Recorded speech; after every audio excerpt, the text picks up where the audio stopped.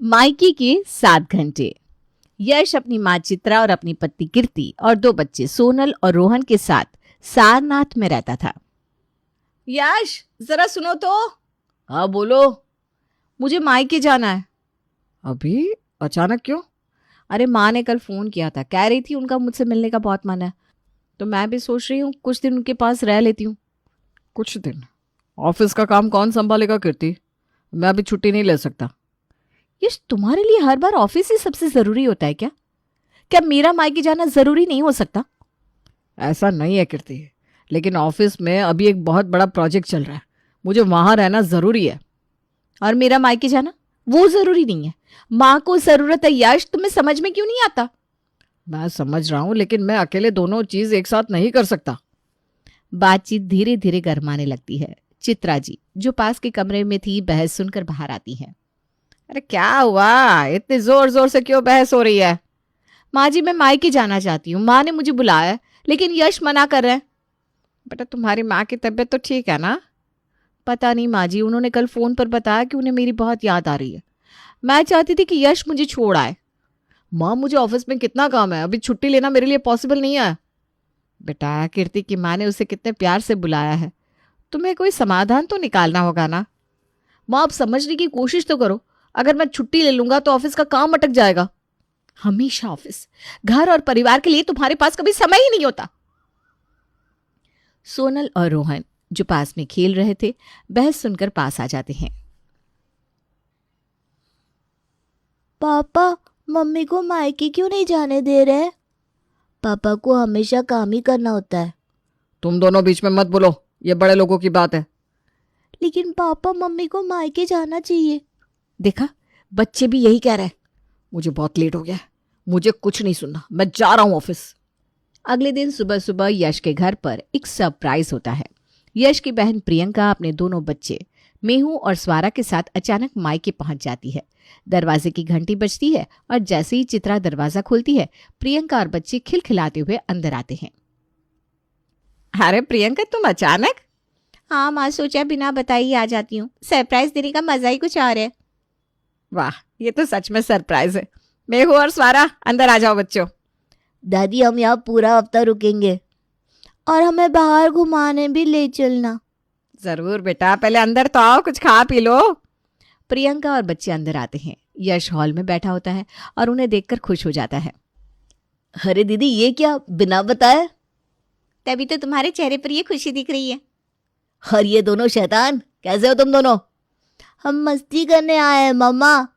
मामा, हमें घुमाने ले चलोगे ना? अरे क्यों नहीं, पहले तुम्हारी मम्मी से तो बात कर लूं।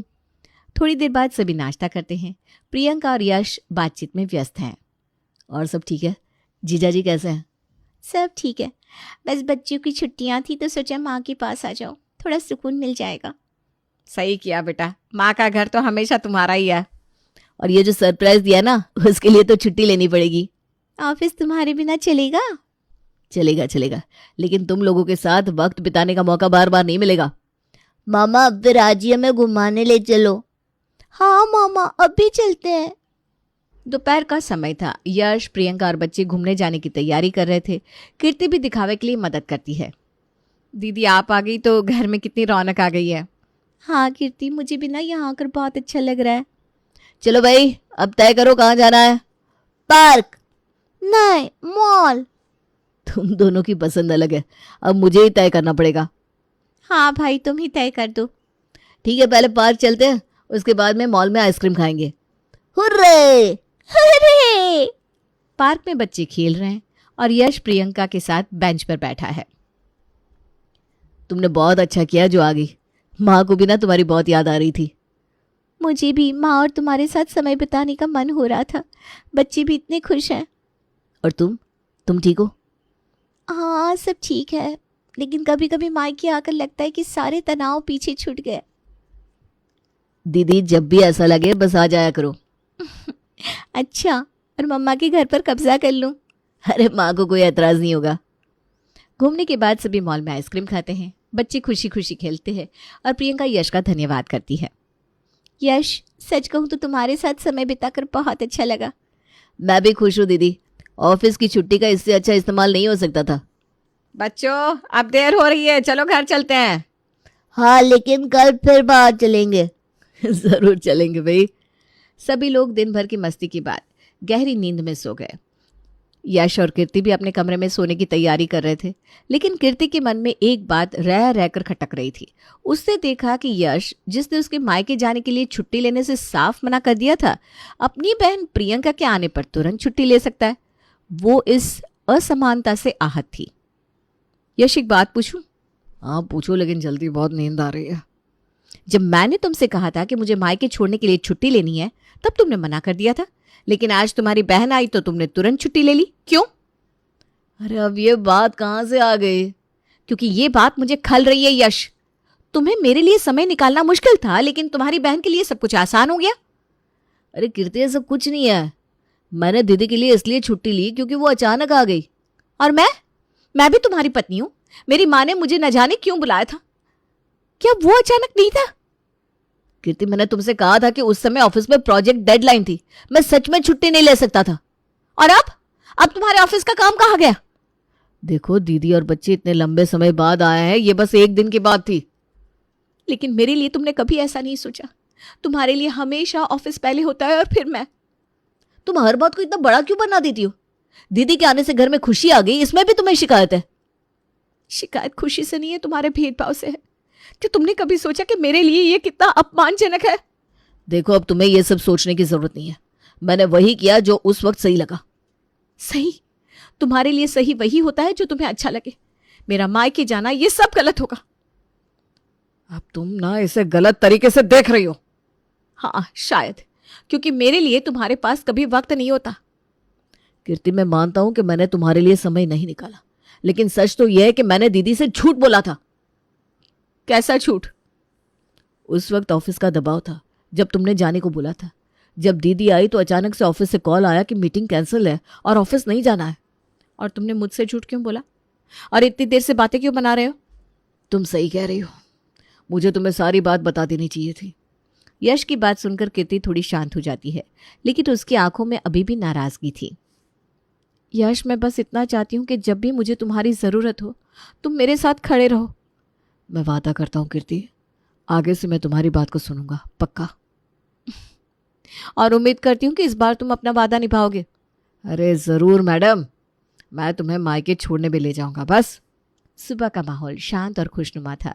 बच्चे बाहर खेल रहे थे, चित्रा पूजा कर रही थी और प्रियंका अपने कमरे में थी।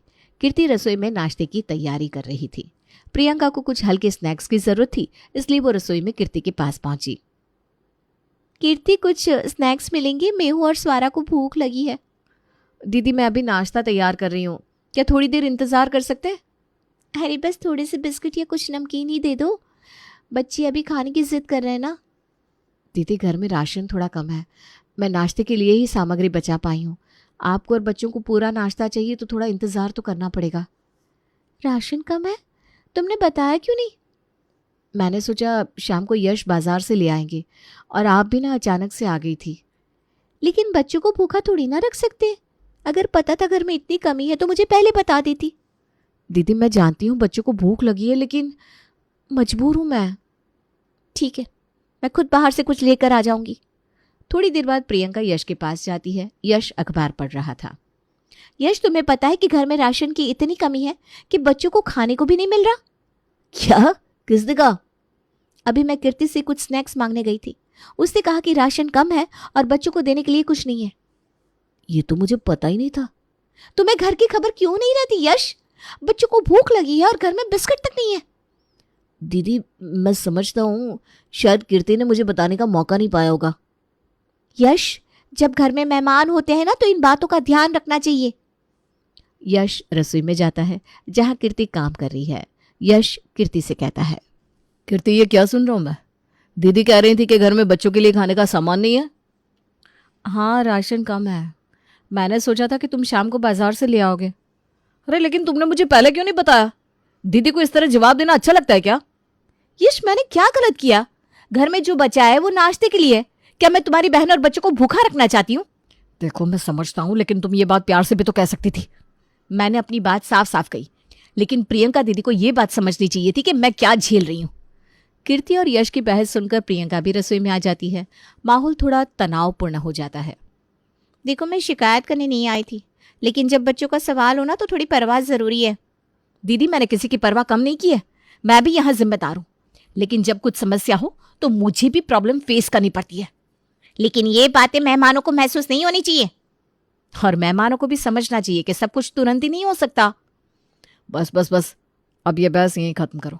राशन की बात थी तो मैं आज ही लेकर आऊंगा। मुझे कोई शिकायत नहीं थी यश, लेकिन ऐसा लगता है कि यहाँ मेरी जरूरत से ज्यादा बात की जा रही है। दीदी, मेरा इरादा आपको ठेस पहुंचाने का नहीं था, लेकिन परिस्थितियां समझने की कोशिश तो करें आप। ठीक है, शायद मैं ही ज्यादा बोल गई। यश माहौल को हल्का करने की कोशिश करता है और दोनों बातें करने लगते हैं। अच्छा, अब ये बहस खत्म, मैं राशन लाने जा रहा हूँ, तुम लोग आराम से बैठो। ठीक है यश, लेकिन अगली बार थोड़ा ध्यान रखना। हाँ, और मैं भी कोशिश करूंगी कि किसी को शिकायत का मौका ना मिले। दीदी। प्रियंका और उसके बच्चे मेहू और स्वारा कुछ दिनों बाद वापस अपने घर चले जाते हैं। घर में फिर वही पुरानी दिनचर्या शुरू हो गई थी, लेकिन प्रियंका और बच्चों के जाने के बाद घर का माहौल थोड़ा खाली खाली लगने लगा। खासकर सोनल और रोहन को अपने बुआ और कजिन्स की बहुत याद आने लगी। दादी, बुआ और मेहू दीदी कब वापस आएंगे? बेटा, वो तो अपने घर चली गई है, अब जल्दी नहीं आएंगी। लेकिन हमें उनकी बहुत याद आ रही है। स्वारा हमारे साथ कितनी खेलती थी। हाँ बेटा, मैं भी उन्हें मिस कर रही हूँ, लेकिन हर किसी का अपना घर होता है ना। दादी, तो हम बुआ के घर चल सकते हैं? अभी तो नहीं बेटा, लेकिन अगली छुट्टियों में जरूर जाएंगे। हाँ, लेकिन छुट्टियां कब आएंगी? तब तक हम क्या करें? यश और कीर्ति कमरे में आते हैं। बच्चे उनकी ओर भागते हैं। पापा, हमें बुआ के घर जाना है। अरे, अभी तो बुआ यहाँ से गई है, इतनी जल्दी फिर मिलने का प्लान? हाँ, क्योंकि हमें उनकी बहुत याद आ रही है। बच्चों, अभी जाना मुमकिन नहीं है। चलो एक काम करते हैं, हम वीडियो कॉल पर बुआ से बात करते हैं। हाँ हाँ, सच में ऐसा कर सकते हैं? हाँ, अभी करते हैं। कीर्ति फोन उठाकर प्रियंका को वीडियो कॉल लगाती है। कुछ ही सेकंड में प्रियंका फोन उठाती है। अरे, ये सोनल और रोहन, क्या बात है बच्चों? बुआ, हमें आपकी और दीदी की बहुत याद आ रही है। मुझे भी तुम्हारी याद आ रही है बच्चों, और स्वारा तो तुम्हारा नाम लेकर खेल रही थी। तो आप फिर से कब आओगे? जल्दी आऊंगी बेटा, लेकिन तब तक तुम अपनी पढ़ाई करो और दादी के साथ खेलो। हाँ, यश का जन्मदिन आने वाला था। कीर्ति ने इसे खास बनाने की योजना बनाई। उसने सोचा अगर प्रियंका दीदी, उनके पति रजनीश और बच्चों को बुला लिया जाए तो यश को बहुत खुशी होगी। कीर्ति ने प्रियंका को फोन पर इस योजना के बारे में बताया और प्रियंका ने खुशी खुशी आने की हामी भर दी। हेलो दीदी, कैसी हो?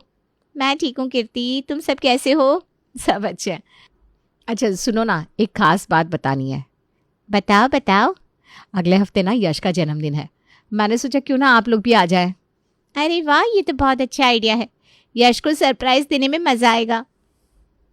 हाँ दीदी, मैं चाहती हूँ कि रजनीश जी और बच्चे भी आए, सब साथ मिलकर जन्मदिन मनाएंगे। हाँ बिल्कुल, रजनीश को भी बताती हूँ, हम सब आएंगे। बढ़िया, मैं सब तैयारी कर लूंगी। और हाँ, यश को इस बारे में कुछ भी मत बताना, सरप्राइज तभी तो मजेदार होगा। हाँ दीदी। दोपहर का समय, यश ऑफिस में है। प्रियंका, रजनीश और बच्चे घर पहुंच चुके हैं। बुआ आप आ गई? चलो चलो खेलते हैं। हाँ बेटा, अब हम खूब मस्ती करेंगे। आपने तो हमें ऐसे बुलाया जैसे कोई बहुत बड़ी पार्टी हो। जीजा जी, यश को सरप्राइज देना है, सब कुछ स्पेशल होना चाहिए। यश को देखकर मजा आएगा, उसे अंदाजा भी नहीं होगा कि हम यहाँ हैं। शाम का समय, यश घर आता है। लाइट्स हल्की हल्की जली हुई है। अचानक सभी चिल्लाते हैं, सरप्राइज! अरे दीदी, रजनीश जी, आप लोग यहाँ? हाँ भाई, कीर्ति ने हमें बुलाया। तुमने ये सब कब प्लान किया? कुछ दिन पहले, तुम्हें खुश देखना चाहती थी। ये तो सच में बहुत बड़ा सरप्राइज है। टेबल पर केक रखा हुआ है, सभी मिलकर गाना गाते हैं। हैप्पी बर्थडे टू यू पापा, हैप्पी बर्थडे टू यू पापा। चलो यश, केक काटो। ये सब मेरे लिए? मैं तो खास आदमी बन गया भाई। हाँ भाई, आज तुम हीरो हो। सब लोग रात का खाना खाते हैं और फिर बातें करते हैं। घर में हंसी और खुशी का माहौल है।